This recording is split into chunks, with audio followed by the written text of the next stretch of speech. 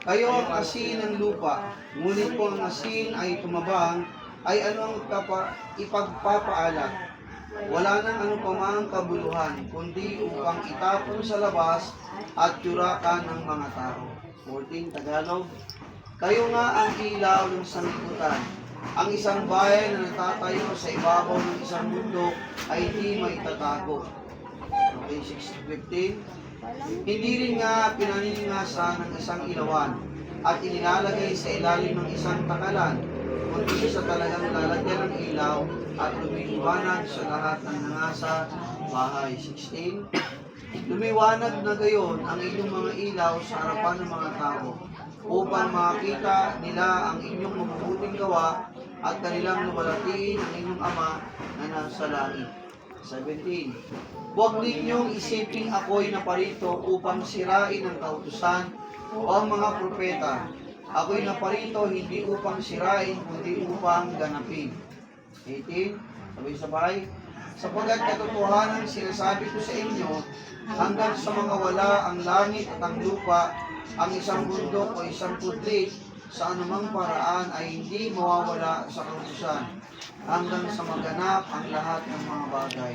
19. Kaya't ang sinong sumuway sa isa sa kalit-liitang mga utos nito at ituro ang gayon sa mga tao, ay tatawaging kalit-liitan sa kaharian ng langit. Datapwat ang sino mang gumanap at ituro, ito'y tatawaging dakila sa kaharian ng langit. 20, sabay-sabay last verse. Sapagkat sinasabi ko sa inyo na kung hindi higit ang inyong katuwiran sa katuwiran ng mga skriba at mga pariseyo, sa anumang paraan ay hindi kayo magsipasok sa kaharian ng langit. Okay? Ay, ito'y manalangin. Panginoon, pagpalaan niyo po ang pagpapahayag ng iyong mga salita sa araw na ito. Samahan mo kami at pangunahan, maluwalatik at madakila sa aming buhay. Tanggalin niyo po ang anumang karumihan sa aming puso't isipan. Linisin niyo po ito upang malaya kami na makinig ng iyong mga salita at tumanggap ng pagkapala, pagtutuwid, pagtuturo, pag-aayo sa aming buhay.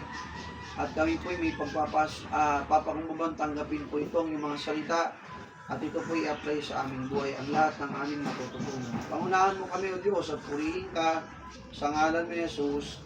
Amen. Pagtuturo ni Jesus doon sa bundok, no? At tinawag po itong the Beatitudes. Pag sinabi natin Beatitudes, mga magaganda, beautiful attitudes sa Tagalog, mga magagandang ugali o kaugalian. Ito po'y paalala sa atin ng ating Panginoon. Ang ano po nito, co-referensya Mark 4:21-25. So sabi po nito mga kapatid, right attitude, no, of believers will affect, no, other people also. I mean sa Tagalog, ang attitude natin nakaka-apekto sa ibang tao. Kapag magandang ugali natin mga kapatid, sa harapan ng mga tao, maganda rin pong epekto nito. Amen? Subalit pagka ang ating ugali, ang ating gawi, ang ating buhay, ay hindi maganda sa harapan ng tao, ito po ay makaka-apekto rin sa kanila. So vice versa, tama? Pag maganda ang epekto mo, ang ugali mo, magandang epekto nito. Ganun din naman, kapag ang pangit o hindi magandang ating ugali, sa harapan ng mga tao, makaka-apekto rin ito sa kanila sa pangit na paraan. So mga kapatid, tayo po bilang Kristyano ay tinuturuan ng Biblia na maging maingat sa ating mga patotoo. Amen? Sa ating buhay, the way we talk, maging maingat tayo. The way we walk, mga kapatid, the way we live, the way how we mingle with other people, mga kapatid, let's be careful. Sapagkat ang ating mga patutuo ay pwedeng makaapekto sa maraming tao. Minsan sa kapwa nating Kristyano, amen? Pag hindi tayo maingat, no? Minsan sa ibang tao nakakaapekto po ito. Okay? So dito po tayo sa ating teksto. Meron pong dalawang bagay dito na binanggit na parehas kagamit-gamit sa tao. Unang-una, yung tinatawag nating asin. Ano ba ang gamit ng asin? O kayo po, lasa, ano pa? Pang-preserve. Pang-preserve, ano pa? Gamot. Gamot, pwede rin. Ano pa? Okay? So, salt, no, symbolizes of binding covenant. Kanina nga, sabi ni Sister Tess, doon sa isang pastor na puro tato ang muka, na ang tattoo niya yung bungo, no? Nagpatato siya ng bungo. At nung siya nakakilala kay Kristo, pinabura niya yung kanyang tato na bungo sa muka. Ang makikita yung picture, hindi ko lang alam kung meron ako dito, pero alam ko na screenshot ko yun. Napakaganda ng kanyang patotoo. Sapagkat siya yung buong katawan niya, puro tato talaga, as in, puro tato. At nang siya nakakilala kay Kristo, mga kapatid, nalaman niya na hindi maganda yung kanyang buhay before. Kasi talagang gangster siya, kasama siya sa gang. Lahat, pinapasok lahat ng kaguluhan at iba pa. Subalit nung siya nakakilala kay Kristo, alam niya, sa puso niya siya binago ng Diyos. At ang pagbabago yan, makikita dapat yan sa labas. Amen? Hindi pwedeng nagbago ka sa puso, hindi nakikita sa'yo. So itong pastor na ito, palibasa may technology, yung tattoo pa rin nabubura naman, nalilaser siya. So pinabura niya una yung sa mukha niya. Nabura naman, although parang may mga marka pa, pero hindi na ganun kahalata. Iba ako yung pastor eh. Siguro kabataan niya na siya nagpatato. At sabi niya, ang gamit ng asin, may nangitin si Sister Tess kanina, at sabi ng pastor na yon, kung bakit pala, ang ginamit ng Diyos ay asin, hindi bato, hindi hollow blocks. Nung yung asawa nila ay tumigas, di ba? Sabi ng Diyos, kung sila'y tumakbo sa away from Sodom and Gomorrah, run for your life, kumarikos kayo ng takbo, walang lilingon. Pag lumingon, mamamatay kayo. Lumingon yung asawa niya, di ba? At paglingon ng kanyang asawa, ito ay naging estatwang asin. Alam niyo ba until now, yung estatwang yun ng asin ay nandun pa rin, na-discover ng mga discover until now ng National Geographic Channel. Sabi ng pastor na yon sa pag-aaral ng science, kung bakit hindi semento, hindi hollow blocks ang ginamit ng Diyos para tumigas yung katawan doon ng asawa nila. Kasi ang bato, ang hollow blocks, habang tumatagal yan ay lumulupok. Tama? Nababasag. Ang asin pala ito, habang tumatagal ang asin, listen, lalo itong tumitigas man. Di ba merong mga ilaw ba yun, yung salt, yung pink salt? Minsan ginagawa nilang ilaw. Sabi ko, di ba ang asin pagka inanuhan ng liwanag, natutunaw? Yung pink salt, hindi eh. Ginagawang ano nga siya, di ba? O yung Himalayan salt. Ginagawa pa nga siyang shade eh. Ay, kaya pala, no? Galing ng Panginoon. Ginamit niya ang asin. Kasi ang asin, lalong tumitigas pa yan. Lalo siyang nagpo-form. Ang gusto bakit pruweba na minsan sila lahat, ang kanyang pamilya, ay pinalayas ng Diyos, pinaalis, pinatakbo away from Sodom and Gomorrah. So mga kapatid, salt is a symbol of binding covenant. Ano pa? Salt is used for healing and cleansing before and until now. Ginagamit yan sa gamot at cleansing. Di ba kung may sugat tayo? Lalagyan ng konting asin. Tayo lalanggas, nalagyan natin ng konting asin, di ba, sa sugat natin. Ano pa? Salt serves as a stimulant to appetite. Kakain ka ba ng isang pagkain walang lasa? Hindi masarap. Pagkain, apritada. Walang lasa. Dinuguan. Naalala ko yung sa Pampanga kami mga kapatid.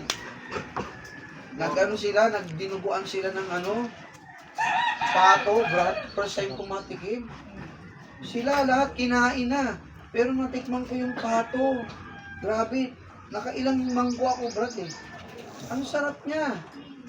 Sabi sa akin nung taga doon, naku pastor, tikman mo yung apritadang pato. Mas masarap. Eh sabi ko, masarap nito eh, ito muna. Pasensya na siguro mga nakadalo, 3 manggo ako sa sarap eh. Tapos yung hanap ko dinugo, wala na. May apritada. Naku brad, mas masarap pa yung apritada. Buti may natira pa. nalantakan ko rin. Siguro yung mangkuha naman hindi ganun kalaki. Medyo maliit lang. Siguro naka-apat akong pabalik-balik ng apritada. Ang sarap. Eh, may pato ko dyan. Magkamali siya. Katay siya. Bebe. Mga kapatid. Mga kapatid, isipin mo ha, ang pagkain walang asin, lalo pa ulam, sinuriin mo yung mga high blood. Di ba binabawas sa high blood yung so? Maalat. Asin. Oh. Pero mga kapatid, ang hirap kumain ka sa Jollibee, walang lasa yung Chicken Joy. Chicken Joy. Maluluwa mo mga kapatid, pag walang alat, imposibleng hindi. Pero kung sanay ka na sa walang lasa, okay lang. Pero sa ating normal mga kapatid, hindi pwedeng sumarap ang isang pagkain kung walang asin. Mga kapatid, it is also used for preservatives, no? Sa pagkain, mga kapatid, ginagamit yan, no? Lalong tatagal ang pagkain, iba yung mga isda pag hinugasan natin, o asin muna. At sabihin natin, nandyan yung sari, pero ilang oras yan, hindi pa rin yan mabubulok basta-basta. Bakit? Ginagamit siyang preservative. Kahit po sa mga decay, mga patay, ginagamitan din niya ng asin. Alam niyo ba yon? Ano pa? Okay. So, spiritually speaking, mga kapatid, ang asin ay nagsisimbolo sa ating mga Kristiyano. Ang sabi ng Biblia sa ating binasa, sa talatang 13, ang sabi po dito mga kapatid, okay, ye are the salt of the earth, but if the salt have lost its savor, wherewith shall it be salted? It is henceforth good for nothing, but to be cast out and to be trodden under foot of men. Mga kapatid, kapag ang asin is already tasteless, anong pinakamagandang gawin sa kanya? Itapon na lang siya at hayaang matapak-tapakan niya sa daanan. Mga kapatid, tayo po bilang Kristiyano ay mahalaga sa mundong ito. Tayo po ay nagbibigay lasa sa sanlibutan. Naaalala ko mga kapatid sa istorya ng Sodom and Gomorrah. Bilang mga mananampalataya, sabi ng Panginoon, kung may 50 na mananampalataya sa Sodom and Gomorrah, sabi ng Diyos, hindi ko gugunawin yung Sodom and Gomorrah. Eh teka, balikan natin, sino bang mananampalataya doon? Sino bang naniniwala doon sa Diyos? Silat, asawa niya, 2 niyang anak, 4 lang sila. Sabi ng Panginoon, kung may 50, hindi ko gugunawin ng Sodom and Gomorrah. Sumunod ilan? 30 o 20?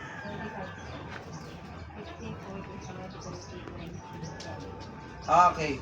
No? Kung may ganito karami, bilang, hindi ko gugunawin ng Sodom and Gomorrah. Hanggang bumaba, nakipagtawad mo, Panginoon, huwag naman. Andun kami.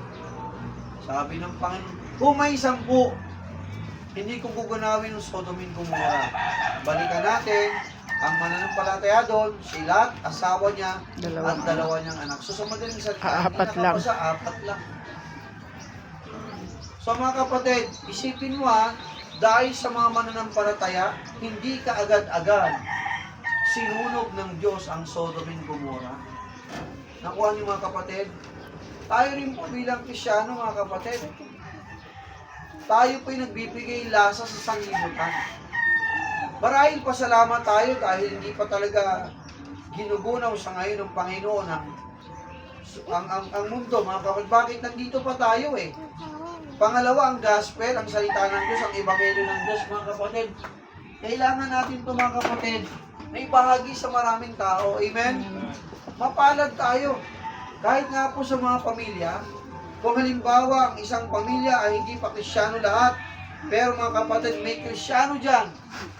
May pagpapala sa pamilya kapag mayroong isang Kristiyano, 2 Kristiyano sa inyong tahanan. Nung ako'y bagong Kristiyano noon, akala ko, pag ako'y sumunod sa Panginoon, mawawala ng lahat. Hindi ko alam kung ano mangyayari sa amin eh.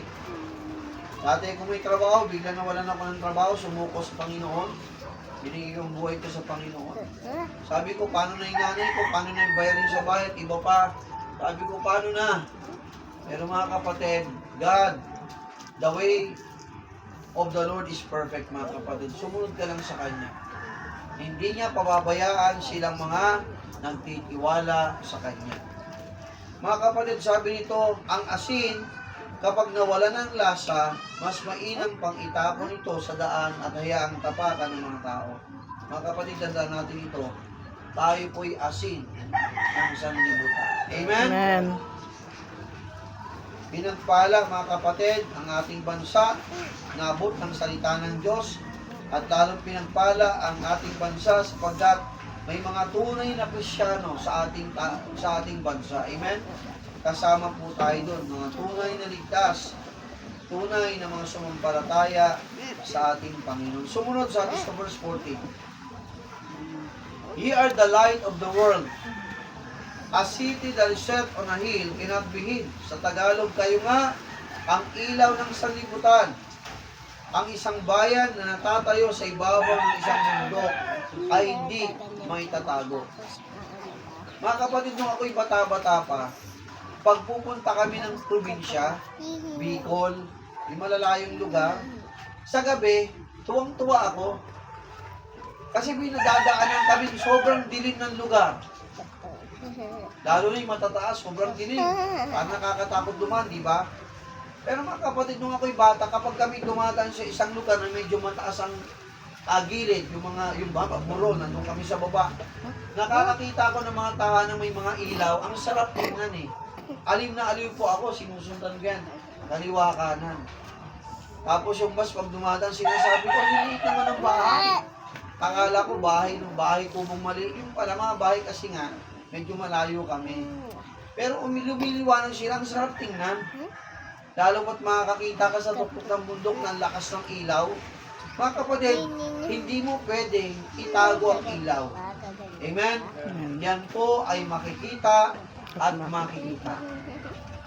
Okay, sabi rito, kayo ilaw ng silibutan, ang isang bayan na natatay sa ibabaw ng isang bundok ay hindi pwedeng maitago.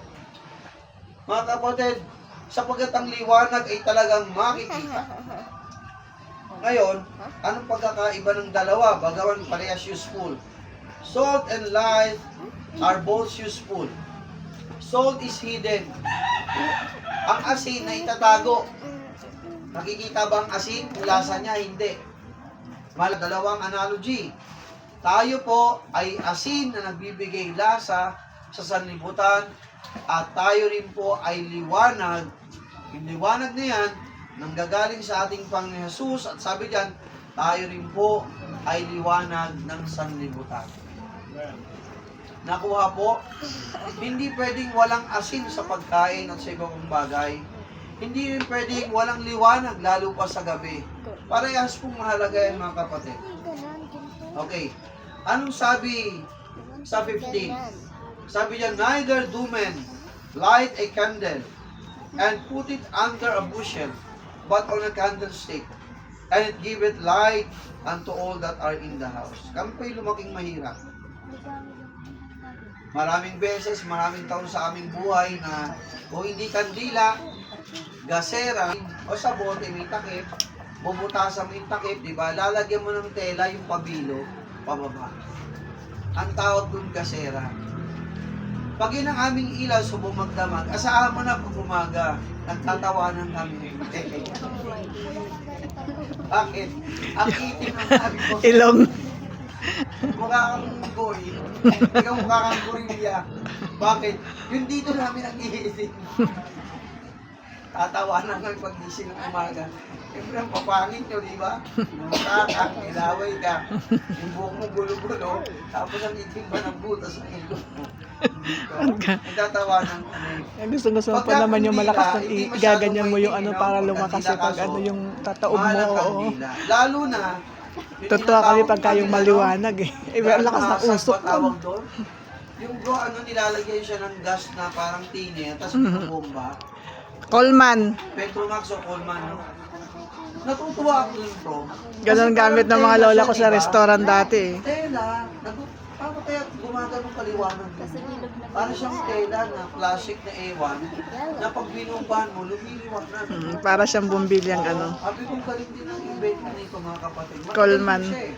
Mahal nga lang yung pinaka parang nilalagay na liquid. Nabutan ko yung kasi gamit ng lola ko sa Lahat ano. pinambutan namin mga kapatid. O, makinig ko po naman yung suksan. Harap dito. Yan. Mga kapatid, pag ang aming ilawan ay pag Ang mga lola aming dati ilawan, nung may restaurant sila sa Baler, yun ang gamit nila. kandila, masaya kami. Sa Pero restaurant. maya-maya wala nang pambiling kandila, malungkot kasi gabi na eh. Di naman paggagas, matagal din naman ang gas kaso, yun nga, masaya kami pag umaga. Kasi sa puro kami itim dito. Okay, pero pag ginagamit namin yung Petromax, yung hasag, tuwan-tuwa kami. Kasi talaga namang kala mo may kuryente kayo, liwanag talaga, di ba? Hindi pwedeng mga kapatid sa gabi walang ilaw. Amen? At hindi mo rin pwedeng itago yung ilawan na yan at hindi makita ng iba. Hayaan mong ilabas ang ilawan at ilagay mo sa taas, sa patungan mataas, para maraming makakita at maliwanagan. Mga kapatid sa atin din bilang Kristyano, sabi nito mga kapatid, hindi mo pwedeng itago ang ilawang meron ka. Amen? Hindi mo pwedeng itago, listen, ang pagiging mong Kristiyano sa mundong ito. Yan ay makikita at makikita. Hindi mo pwedeng, pwede bang nagbukas ka ng ilaw, nagsindi ka ng kandila, nag-ano ka ng Petromax na hindi mo ipapakita sa iba? Hindi, mga kapatid. Abnormal po yun at walang taong gagawa ng gano'n. Nag-ilaw ka pa. Tapos gusto mo, ikaw lang maiilawan at hindi makita ang iba. Hindi yan nilalagay sa isang box. Sabi ng bushel, di ba? Sa isang lalagyan. Ang ilaw nilalagay sa patungang mataas, maaaring isabit, para makita ng maraming tao. Mga kapatid, listen, ang ating buhay ay hayag sa maraming tao. Sa office, hindi nawawala ang pagiging mong Kristiyano. Amen? Sa eskwelahan, hindi pwedeng mawala ang pagiging mong Kristiyano. Sa trabaho, hindi pwedeng mawala ang pagiging mong Kristiyano. Kahit nasaan tayo, mga kapatid, hindi pwedeng mawala ang hindi pwedeng hindi makita ang pagiging mong Kristiyano. Makinig. Kaya mga kapatid, listen, pakaingatan natin ang ating mga patutuo. Amen? Ang ating mga buhay.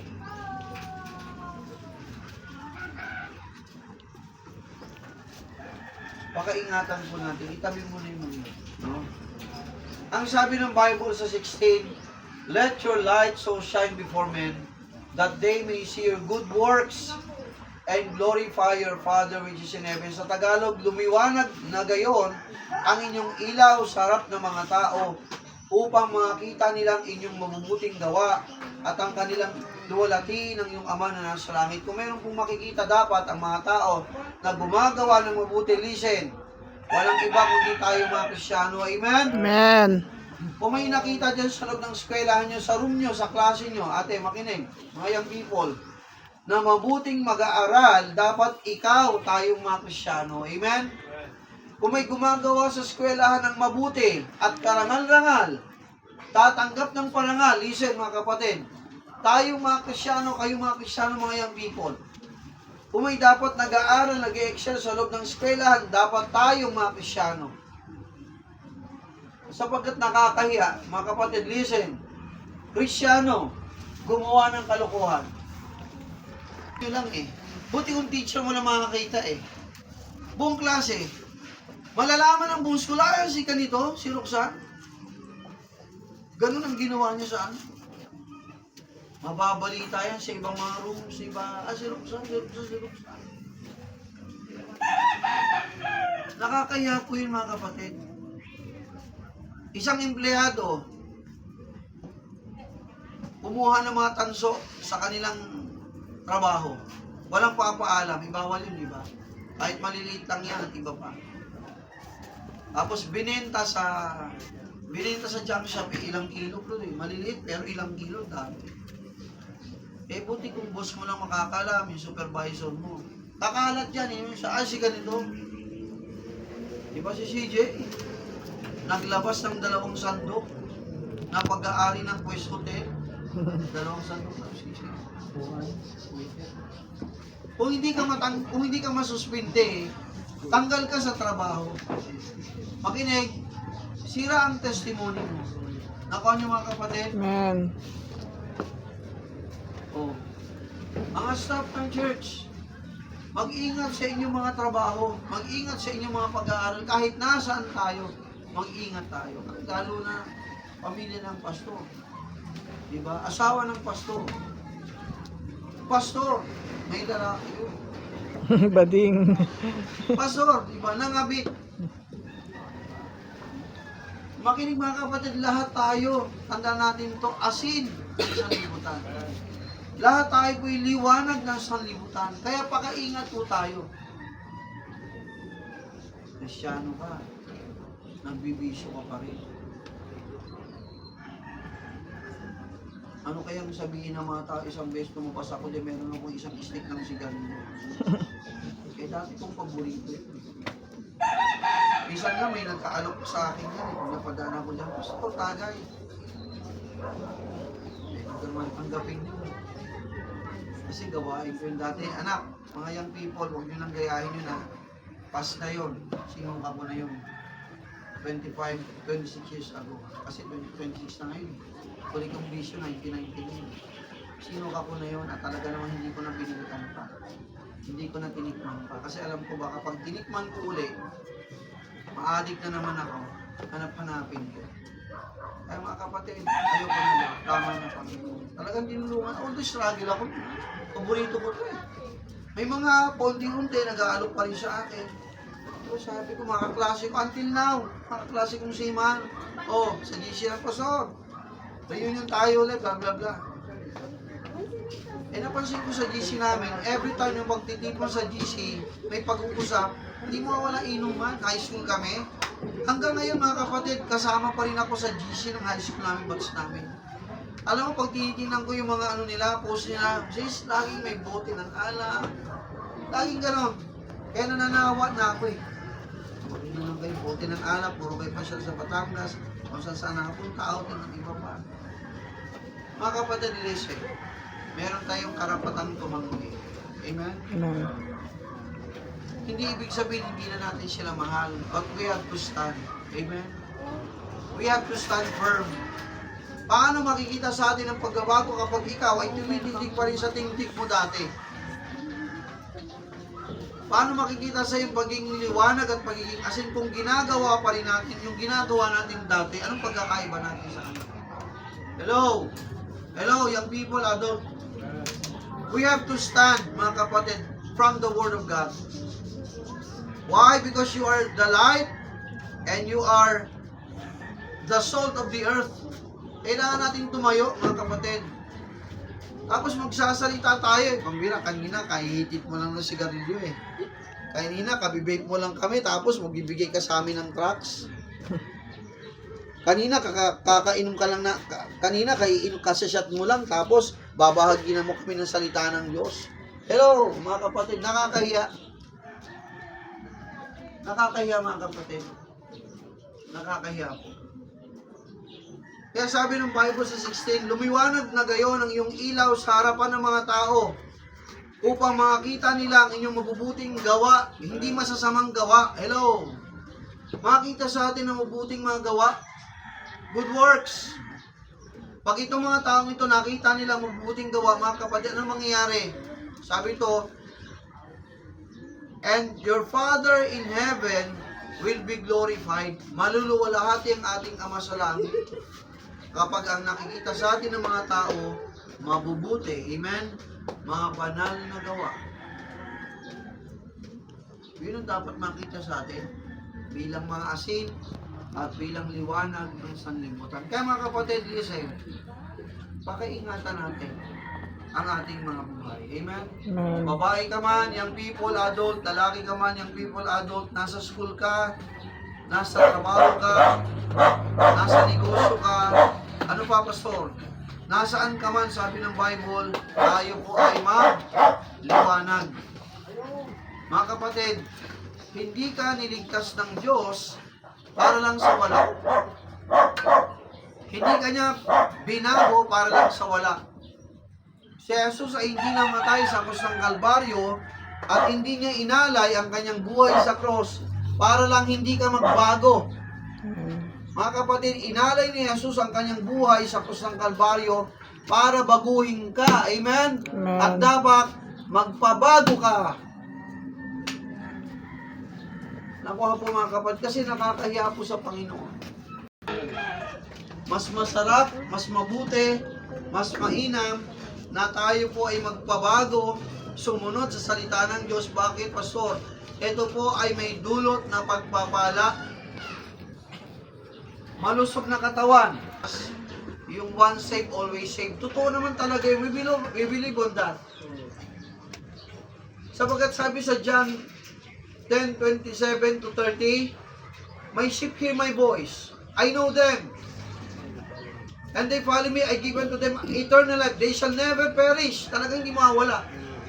Ang kaligtasan natin mga kapatid, hindi nawawala sapagkat ang nagbigay niyan ang Diyos. Amen? Amen. They shall never perish. Pangako ng Diyos, hindi sila mapapahamak pakailanman. Neither anyone can pluck them out of my hand, my Father's hand. Nasa kamay tayo ng Panginoon eh. Kaya mga kapatid, ingatan mong buhay mo. Walang masama sa osas. Totoo po yun, yung once saved, always saved. Pero ito yan, ang magandang tanong doon, tunay ka nga bang ligtas? Hello? Kung ikaw ay tunay na ligtas, mababago ka eh. Namumuhayan mo ang gawang sala, ang bisyo, alak, babae, sugal, sigarilyo. Hindi ka magsasaya ron sa kasalanan. Amen. Pornography at iba pa mga kapatid, addiction sa drugs at iba pa. Hindi ka magsasaya doon. Kung talagang save ka, once saved, always saved, totoo yun. Pero ang tanong, tunay ka nga bang ligtas? Kasi ang kaligtasan ay pangwalang hanggan, totoo po yun. Para dun sa mga tunay na ligtas. Pero dun sa mga peke at hindi totoo mga kapatid, hindi yun applicable ang osa sa'yo. Ang once saved, always saved. Kaya mga kapatid, tayo mga Kristiyano, pag tayo nagkakamali, the Bible, kung ayaw mo sumunod, the Bible will correct you. God will correct you. Kahit sa akin mga kapatid, alam ko na eh, kahit mga simpleng bagay at iba pa, nung ako'y Bible school student, pag ako nagkamali, nahulog yung relo kong bagong-bago, ingat na ingat ako, lagi kong pinupunasan. Kasi ayoko mapawisan, ayoko madumihan, nahulog. Hindi ginagawa kong kalokohan sa sarili ko. Alam ko yun, nabasag. Iniingatan ko, basag. Aminado ko ron, mali. May ginagawa ko mali. Hindi alam ni Pastor, hindi alam ng mga. Maaaring hindi ka makita ng kapwa mo Kristiyano. Maaaring ikaw ay tupa, humalo ka sa mga lobo, wala naman nakakakita sa akin. Ginagawa ng mga lobo, ginagawa ko rin. Ginagawa naman di Kristiyano, wala namang Kristiyano rito, wala naman si Pastor, si Mama, si Papa, mga kapatid na siya, wala naman. Gagawin ko to, nandito kasi ako sa mundo. Wala naman nakakakita eh. Hindi ka nga namin makakita. Pero mga kapatid, itatama ka ng Diyos. Kung ligtas kang tunay, nakikinig po ba? Amen. Kung ligtas kang tunay, kung tunay nga tinanggap mo si Jesus bilang Diyos mo at Panginoon mo, nakakaya nga eh. Tinawag mo pa ang Diyos mo na manlilikha mo.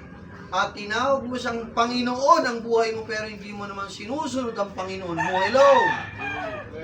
Tinawag mo siyang Panginoon, pero ikaw rin pala masusunod sa buhay mo. Di ba mga kapatid? Di ba nakakahiya pag sinabi mong Panginoon, sino dapat na masunod? Ikaw o yung Panginoon? Ang Panginoon. Ang utos niya o gusto mo? Utos niya. Oh, sumunod tayo mga kapatid. Nakakahiya sa Panginoon. Hindi kita maikukorek. Maaaring siguro mapapaalalahanan kita. Pero kung ayaw mo pa rin makinig, mga kapatid, I let the Lord correct you. The Lord will discipline you. Mga kapatid, sabi ng Bible mga kapatid, hindi niya kakalimutan yung gawang mabuti natin. Sabi ng Bible, the Lord will not forget the labor of your love, di ba? Mga kapatid, sin is a sin. Ang sin lagi may may kapalit yan. Pag gumagawa ka ng good works, ang mag-glorify ang Ama sa langit. Sige, sumuway ka sa salita ng Diyos. Sabihin ko sa'yo, alam mo yan, ikukuri ka ng Diyos kung tunay kang ligtas, hindi ka masaya. May mga nangyayari sa'yo hindi maganda. Pinapaalala ka ng anak, ng Panginoon ng, anak, mali ka sa akin. Anak, mali ang ginagawa mo. Anak, ayusin mo buhay mo. Sana tablan ka kung tunay kang ligtas. Amen? Kasi kung tunay kang ligtas, tatablan ka. Hindi ka masaya, hindi ka payapa, I tell you. Tunay kang ligtas. Pero kung hindi ka ligtas, hindi ka talaga asin at liwanag, hayaan mo lang yan, okay lang sa'yo eh. Hayahay ka lang, sige, patuloy ako sa bisyo, okay lang. Wala akong pakialam. Wala kang pakialam sa salita ng Diyos kasi hindi ka naman talaga ligtas. Wala kang pakialam sa sinasabi ng pastor mo kasi hindi ka naman talaga ligtas. Kasi mga kapatid, kung ligtas ka, may pakialam ang salita ng Diyos sa'yo, amen? Papakialaman ka ng salita ng Diyos sa budhi mo, mga kapatid. Sa puso't isipan mo, paalalahanan ka ng salita ng Diyos. Yun nga, mga kapatid, kung ayaw mo pa rin makinig, isang bagay lang yun. Baka unsaved ka. Kami kukunin ng Panginoon. Rapture. May iwan ka rito. Sa yung lahat ng mall sa buong mundo. Yung building ng Katalon, building ng Dasma, Morero, pati lahat ng gamit doon.